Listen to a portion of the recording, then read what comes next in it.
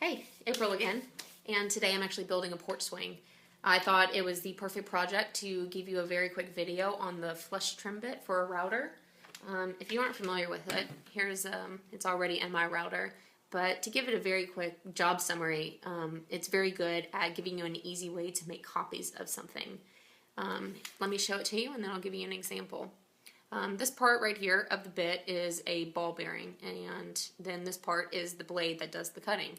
And if you can imagine, whenever you're making copies of something, you have a template and then you have the piece that you're trying to make identical. And the bearing runs along the template while the blade is cutting away material, making the second identical to the template. So you end up, after you move through the whole thing, having two identical pieces. And on a porch swing, this part right here that I've cut out is going to be the back portion where the slat's attached onto to create a contour backing. And whenever I made this piece right here, I was very particular and took my time making sure that I cut along the line just exactly how I wanted it, because I knew that it was going to be my template. And then on these three, which is the other ones needed, I just did a rough cut, which just means that I didn't cut exactly on the line, but I cut right above it. But I did cut away the majority of the material.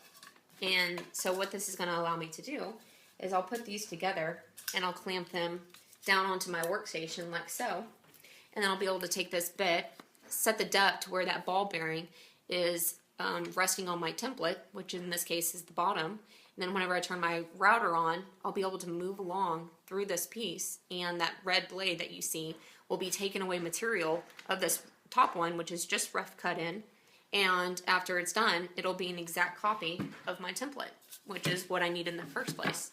So I'll be able to do that on all four, and then I won't have to worry about them being, slightly off. They'll all be identical.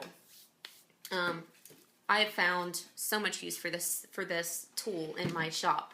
So that's why I wanted to turn you on to it if you're not familiar with it yet.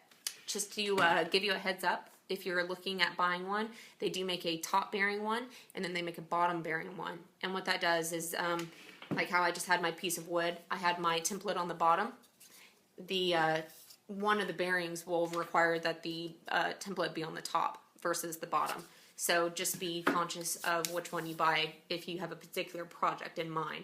Sometimes it's easy, like in this case I could just flip it around, but let's say I already had the porch swing assembled and I couldn't flip the porch swing around, I would need the other type of bit. So in my tool bag I've actually have already both, but I just wanted to give you the warning. And I guess that's it. I hope that helps somebody, because like I said, I have found a lot of uses for it, and I definitely think that it should be bought for a shop. If you care to check out my porch swing, it should be posted on my blog shortly. And if you have any questions, just feel free to leave them below. And I'll catch you next time.